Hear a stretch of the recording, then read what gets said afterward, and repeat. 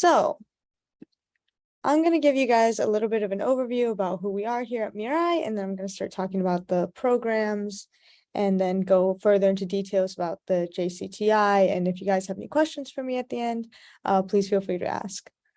So let's see. You know what? I don't think. Let's see. Let me make sure you guys can see my screen. Okay.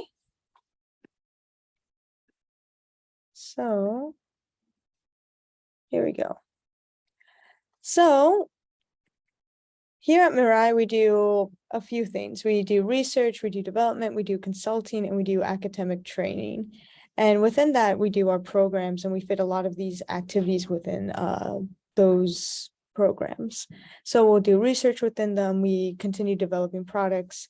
Consulting happens outside of those programs, and then academic training happens within the programs, similar to what will happen with J-CTI. So we have a few specialty areas. We have artificial intelligence, robotics. We do things with neurotechnology, artificial augmented reality and virtual reality. We have bioprinting. We also do stuff with aerospace technology.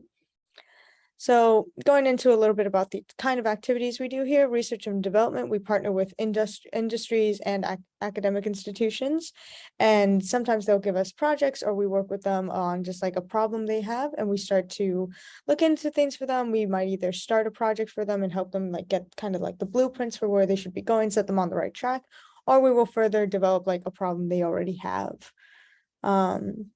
So we work with ATR and with Professor Hayashi Ishiguro from Osaka University. He's actually quite famous for making an android that looks just like himself, and the android could actually talk as if it's him too. The movements are very natural, so it's a really neat thing. And so that's some of the things we actually do here. And so part of what we do with Mirai is, this is Dr. Penalosa. He's one of the founders here at Mirai, and he helped develop like this machine to send kind of like commands or demands to the robot so that the robot will do the movement that you thought of. And so here, let's see. Yeah, okay. So here you see the participant has the cap on, and so what they will think is like, oh, I want to grab like this ball, and so that'll light up, and so they think, okay, I want to grab the right one with the right ball with my right hand, and then the robot will do that in another room, will actually grab it because of the waves that are transmitted through this cap. And so here we can see an example. So you see here, like the ball will light up in the right hand. They think, okay, I want to grab it, but they don't actually do anything. They don't move anything themselves. They even cover their hands so that it's not interfering. And the robot in the other room actually does grab it. And so this is one of the examples of the things we do here when we develop technology. So, and that's the robot that Hayashi made. Okay. And so, let's go to the next one. And so again, basically the movement is detected on this side of the brain, and they say, okay, like it like scans that waves and it sends that signal to the robot. And so another example of something we did was a project with Osaka University, and we tried to make kind of like a robot that would be able to move in different directions, turn around, and also potentially fly at one point. And so this was one of the examples. And so you can see how it like can move forward, and then move kind of a little bit quicker. And because of like the different legs and the angles, it can actually move quite easily in different directions. And so these are some of the things we develop here. It's very cute.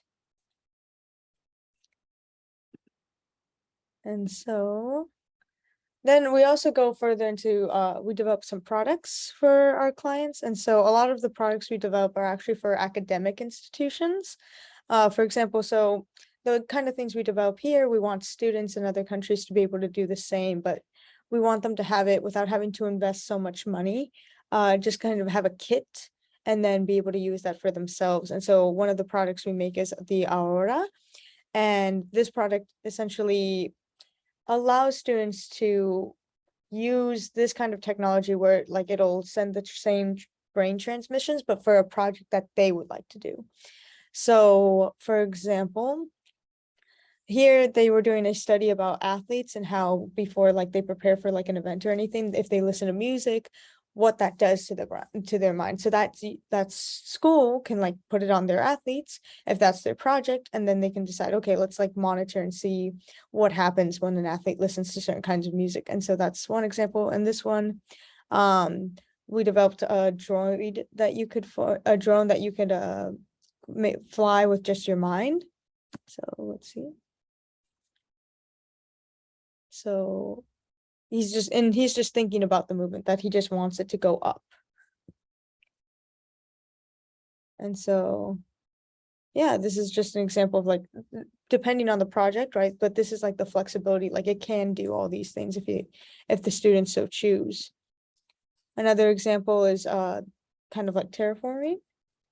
They can modify an object based, again, just on their thoughts, making it taller, wider, deciding how it should look just based on what the image is in their head.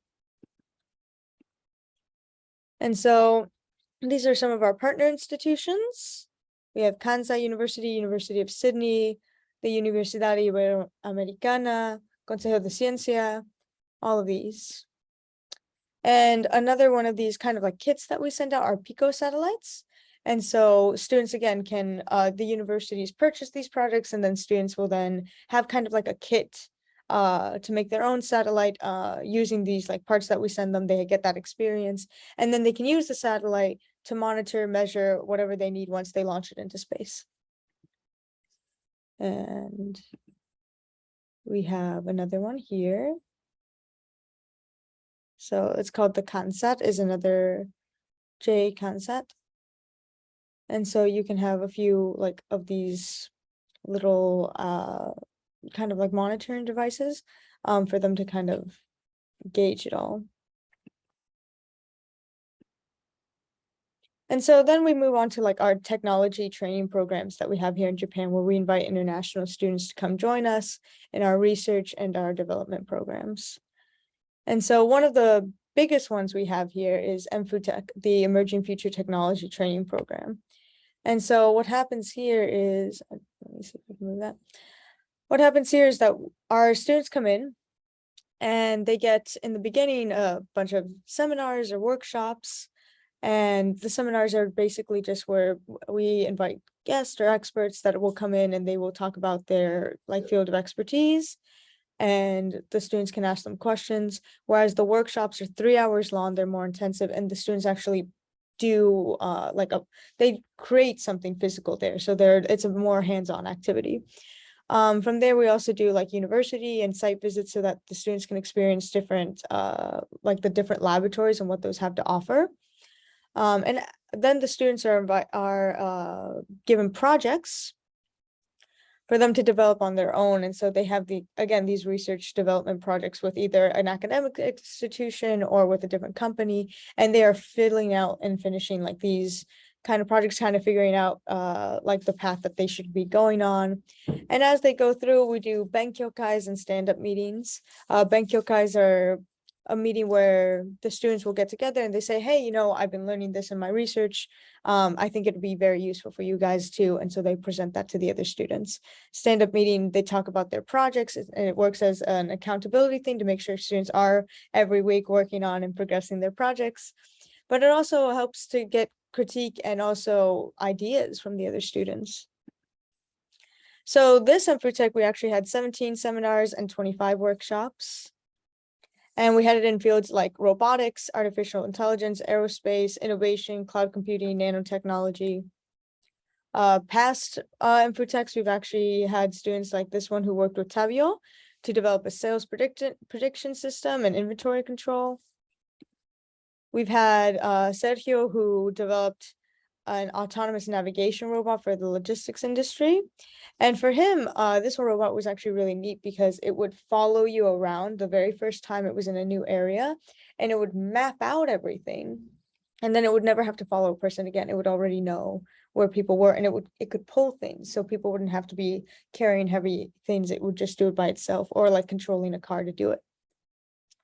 So again, for the Benkyokai, students will come up and they'll say, hey, I learned something interesting. I think it'll be very valuable for the rest of you. And they present on that knowledge. And so we continue kind of like like symposiums, mini symposiums, where students are continuously like learning together and showing each other what's happening. And then again, for stand-up meetings where students will talk about their project and say like, hey, you know, I'm having this challenge, I'm facing these difficulties, or like things are going really well for me this week. Everything's going great. And other people will say, hey, have you thought about this? Or like, oh, I noticed you're having some difficulty with this, maybe try this. Or, you know what, I'm having difficulty, but you seem to be like, you understood that, like, could you help me out? So these kinds of things, it's a really collaborative space. And at the end, they present their projects to like a panel of international evaluators, and they will judge not just the students but also Mirai. And so we have to make sure that we are really on them to make sure that they are performing at their best. And naturally, like, it's not all work. We do have like cultural experiences here. We'll take them around to Osaka, to Nara and Kyoto, to do like tea ceremonies, all that kind of stuff. And so that brings me to the Japan Culture and Technology Immersion Program that will start from February 6th and it'll end on February 16th. And you'll be visiting Tokyo, Osaka, and Kyoto. So the application deadline is not September 30th. It's actually going to be, I think, October 30th. And it'll be a 10-day immersion in cultural technology program. So about the J-CTI.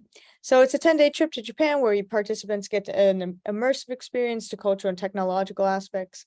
So you'll be doing tourist activities in Tokyo, Osaka, and Kyoto. What will happen is that we will hire a tour guide when it gets to Tokyo, and I believe Osaka and Kyoto for like these bigger events. But then there will be smaller things where it'll just be us going around and exploring. So it won't all just be only with tour guides, but the tour guides will be a part of it. And that's included in the price. You'll also get introductory seminars similar to what the MFUTECs receive, but it'll just be very surface level, because in MFUTEC, these students apply, they go through a rigorous process of interviews and everything else. And after that, they are able to, you know, we judge people because they already have this background, and because this program is open to everyone, it'll only be very light, very surface level introductory seminars, just to kind of give you a peek of what it would be like if you guys did a program like InfoTech, or just the kinds of things that we are in here, and to also pique your interest in the technology that Japan has here. And so you do get academic visits to Mirai Innovation Institute, and you get to come to our labs and visit and try play with the different robots and the machines that we have here. So like the brain cap, like the little robots that we have here, like the drones, all of that. And so you'll be visiting Tokyo, Kyoto, and Osaka. And again, these introductory seminars are for all ages. You'll be learning about things. This is subject to change because like we have experts from all over, and so we kind of rotate some in, rotate some out.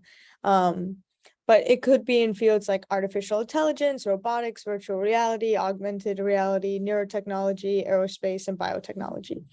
And so this is kind of like what you'll be seeing. So for the academic visits, again, it'll be similar. You'll be able to test out these projects that we're developing here. Some examples are the brainwave sensing technologies with the caps, holograms, autonomous mobile robots and drones, exoskeletons, virtual augmented reality environments, the metaverse, and human-to-human skill transfer technologies. So again, might change. You might not use exactly those things, but you might get to use some new things. So for Tokyo, there'll be about 4 days. So on the Saturday, the 4th, you'll be departing from your country. On the 5th, you'll be arriving to and we will come meet you at the airport and do an accommodation service. So we'll take you straight to your hotel. Then also on the 5th, we will take you to Shibuya, Akihabara, and then Shinjuku. And then on, I see what happened. It's Monday the 6th, my bad. And then on Tuesday the 7th, you'll do another tour. You'll go to Asakusa and Tokyo Tower. And then on the 8th, you'll visit some of the facilities that we have in Tokyo, and you'll also receive one of these seminars. On the 9th day, you'll get to do some shopping, some museums, and have a robot dining experience. Now, again, because things here in Japan are changing very rapidly, the borders just opened. So for many people, you won't really need to have like a visa or anything. But things are subject to change. So right now, this is what we are planning on doing. It might change slightly, but more or less, this is what we will be doing. For Kyoto, you guys will be there for 3 days. On the 10th, we'll go to Inari Shrine. Then we'll do Nara to see the deer and the huge temple that's there. We'll do Kyoto Tower. And then on the 11th, we'll do, again, another facilities tour, and we'll have a seminar. And then on Sunday, we'll do a few of the temples that Kyoto has to offer. Kyoto has so many temples, it'd be impossible to do them all, but we'll do some of the major ones. And then we'll also be visiting Arashiyama and seeing like this very old part of Kyoto where like it's everybody's in kimonos. You get to see some of these old style buildings. You see the Arashiyama River and all these beautiful things. So in Osaka on the 13th, we'll visit Osaka Castle. We'll go to Umeda, which is like central Osaka. Then we'll go to Namba, which is a lot of times when you see pictures of Osaka, even the one that we just showed, you'll see that area. So it's a bunch of shops, it's a bunch of lights, it's a bunch of great, great food. Osaka is known for its food. So it's a really exciting time. And then again, you'll get a facility tour for maybe our base here, like our home base is here in Osaka. So you'll get to see the lab here, use the robots here, and then again, you'll get another seminar. So on the next day, you'll get another tour, and then you will receive more seminars.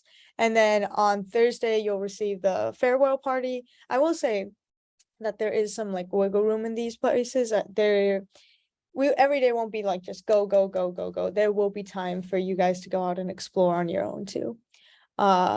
And so if you guys saw something that was really cool and you want to go visit it again, there'll be some time. It won't be a lot of time, but there will be some time. And then on the 17th, it'll be departure. It'll be time to return to to Tokyo. So some of the key benefits that we have for this program is you get to travel to Japan and get this immersive experience into a beautiful culture, the traditions, culinary arts.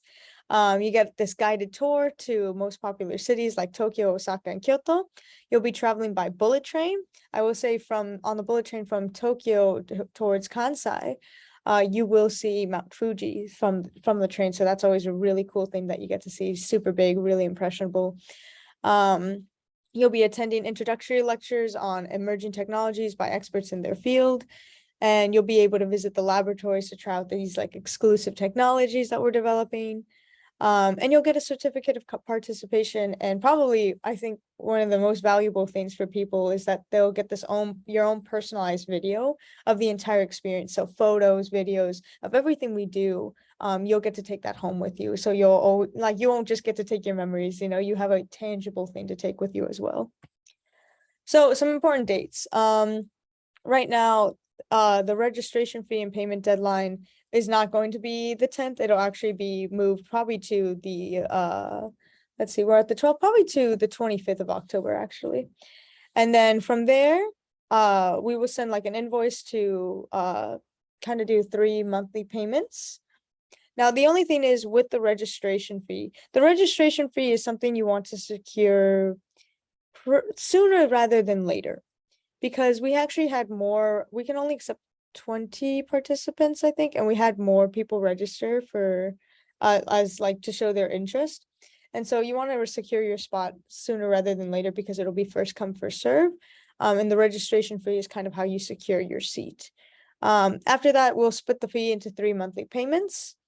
And then again, so this shouldn't be needed anymore. Some countries will need these ERFS certificates, but we will reach out to each person individually and say, hey, you're from a country that doesn't need them, you're good to go, like this is what we need from you. Or hey, your country does still need these things, so we need this and this and this from you. And so we will work one-on-one with those people and make sure that they get all their documents to the embassy on time and just help them along the way. And then you'll apply for the visa, again, only if needed. Many of you won't. And then for February 4th, you'll be departing, and then you'll arrive on the 4th or the 5th, depending on where you're coming from. And the start will be on the 6th of February. So just again, a little bit about the flow. You have your online application. We have the information session, then the enrollment and program fee, and then the actual program will start. And so the registration fee is $300 just to secure your seat. And then the program fee is 4,500 USD. So it includes taxes. And then this is what it all includes. It includes a pre-dispart. So this is the information session, but once you register and like you've completed your payments and everything, we will have another pre-departure information session to make sure you guys are aware of the rules that we need here that need to be obeyed in Japan, that you are aware of everything before you come, during your, like once you are actually at the airport, and then during your stay. So you'll get a briefing about that.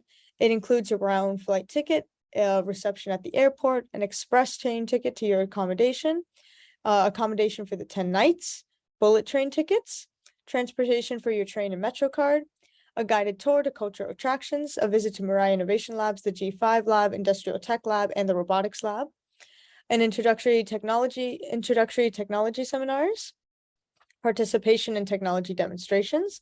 Like you'll get a participation in a cultural workshop from like being able to wear the kimonos, get those pretty fit photos, do the tea ceremony, or do Japanese calligraphy. You'll get the professional video that documents and highlights all these everything that we do in the trip. And the only thing that we don't include in this price, or one of the things rather that we don't include in this price, is the meals. And yeah, there will be, depending on what country you're coming from, we might have to work out like the visa. But that's like if there's any restrictions that come with that, but there really shouldn't be that many problems. So again, it's already past the 10th. This is like a second information session that we're doing. So rather, if you guys could register by the 25th, the latest, that would be optimal. So we have a limitation of 20 participants. And yeah, this is where we are for social media. You can find us with these hashtags. Any questions?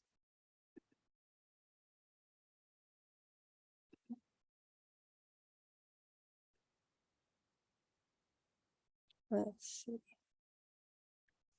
Let's escape. You guys can raise your hands, or if you don't have any questions, just say, I guess, no questions. And I'll end the seminar if that's the case. Okay.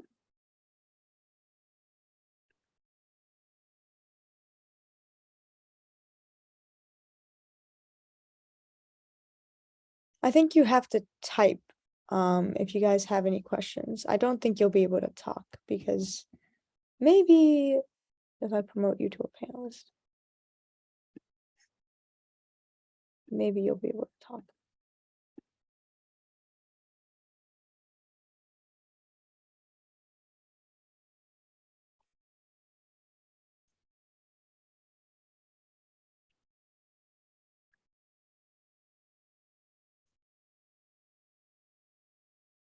Is that a no then? All good? Everything clear?